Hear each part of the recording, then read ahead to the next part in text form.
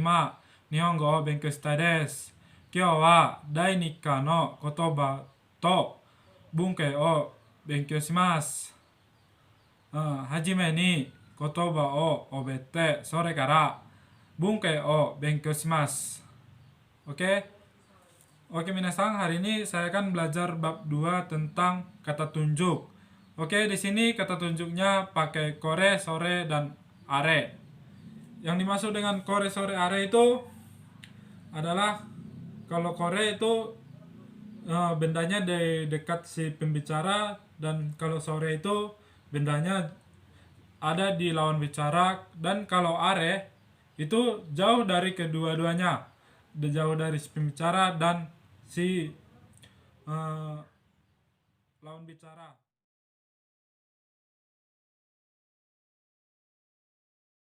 Are itu isu, kursi, enpitsu, pensil, kagi, kunci, kabang, tas, kami, kertas, kamera, kuruma, mobil.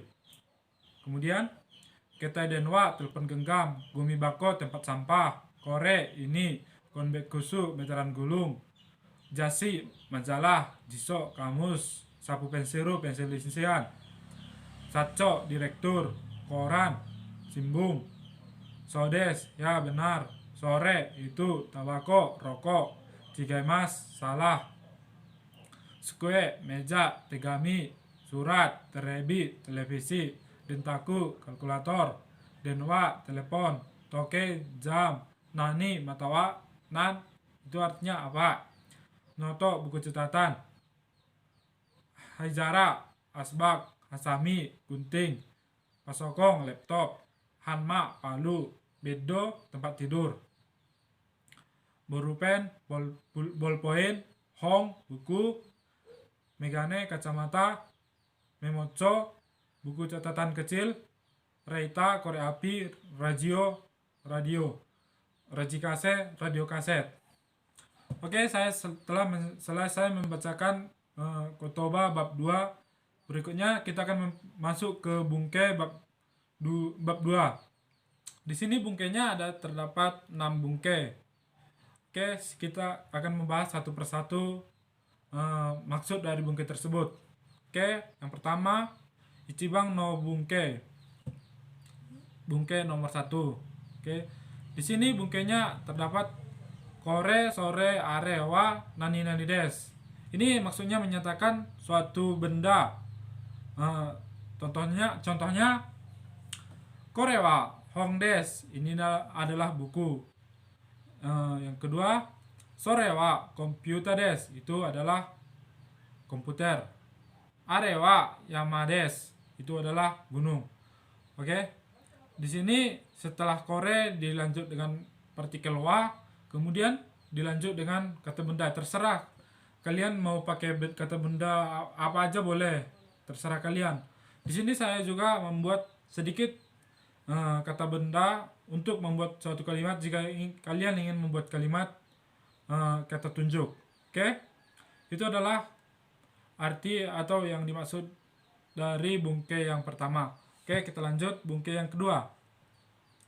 Di sini bungke yang kedua adalah menanyakan benda atau kata tanya benda. Di sini bungkenya kore wa nani desu ka? Hai, so desu. Jika jawabannya ya benar. Jika tidak, ye chigaimasu. Contoh kalimatnya, kore wa enpitsu desu ka? Apakah ini pensil? Jika jawabannya ya, hai, so desu, ya benar. Kemudian contoh yang kedua, sore wa hong desu ka? Apakah itu buku? Jika tidak, ye chigaimasu. Begitu juga selanjutnya, jika ingin kalian menanyakan suatu benda, pakai aja ditambah dengan partikel kata tanya ka di akhir kalimat. Fungsi kalimat ini, fungsi deska ini untuk menanyakan suatu benda. Jika ada pertanyaan boleh dibuat di kolom komentar. Selanjutnya kita mempelajari bungke yang ketiga, Sangbang no bungke. Ini menanyakan benda juga, tapi bendanya tidak diketahui oleh si pembicara. Di sini bungkainya kore, sore, are wa nan desu ka? Oke. Contohnya kore wa nan desu ka? Artinya ini apa? Eh, Baru kemudian kalau jawabannya itu contohnya sore wa penchi desu. Itu adalah tang. Kemudian yang kedua, contoh yang kedua, sore wa nan desu ka? Apakah itu? Itu apa, sama aja sih. Kalau jawabannya kore wa hashi desu. Ini adalah sumpit, ini atau ini sumpit gitu.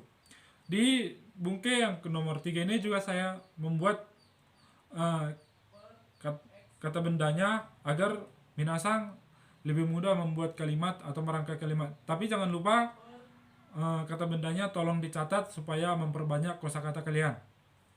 Oke, kita sama-sama belajar di sini. Saya juga masih belajar, tapi saya ingin memberitahu apa yang saya tahu kepada minasang.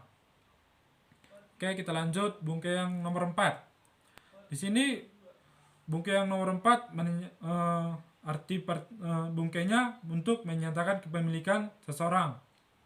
Contoh bungkainya ini contohnya kore, sore, arewa, hito ini orangnya atau bisa diganti dengan nama juga, nama seseorang. Saya ulang, kore, sore, arewa, hito, no ini partikel untuk menyatakan kepemilikan. Nani desu ka?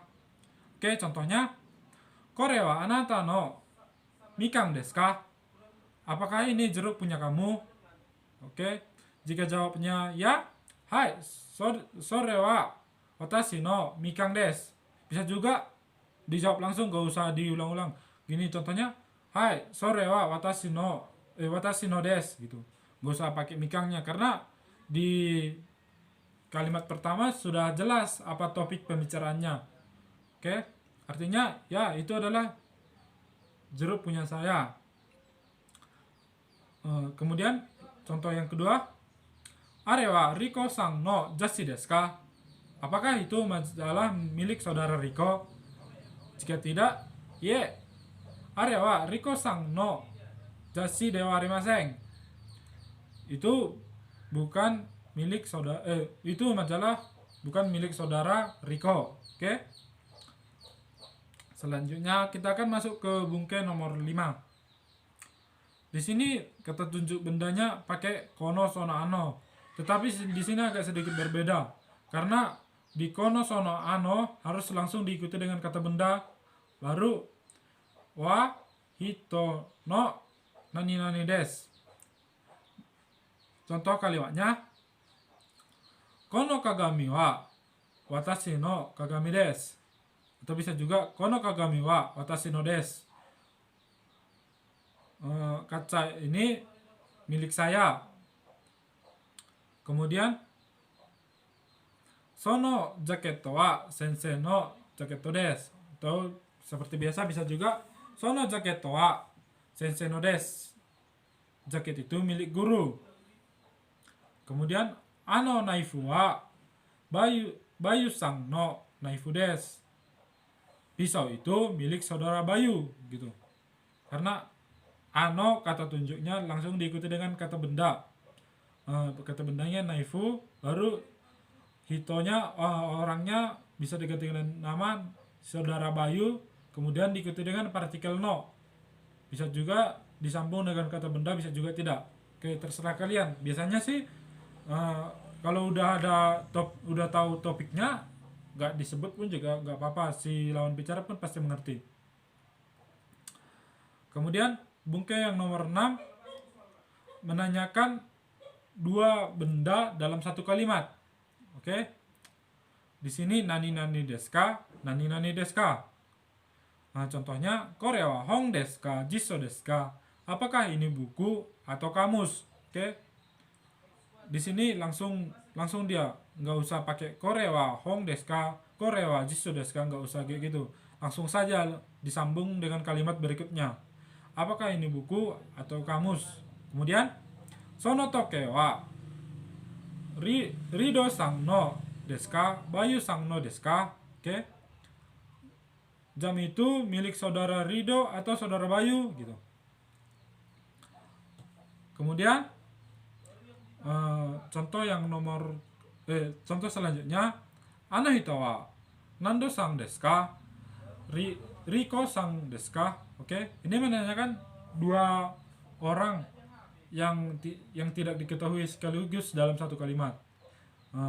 Ana hitawa Nando sang desu ka? Riko sang desu ka?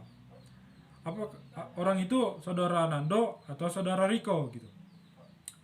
Oke, sekian topik di bab 2 ini, cukup simpel sih. Kalau untuk pemula tergantung kalian untuk latihan rensu-rensunya bagaimana. Di sini yang terpenting memperbanyak kosakata tentang kata benda.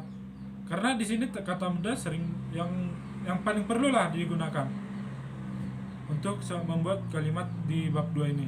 Oke, sekian minasang. Jika dirasa bermanfaat, tolong di subscribe, dibagi ke teman kalian, di like. Kalau ada kekurangan tolong di komentar yang positif. Oke, domo arigatou gozaimasu.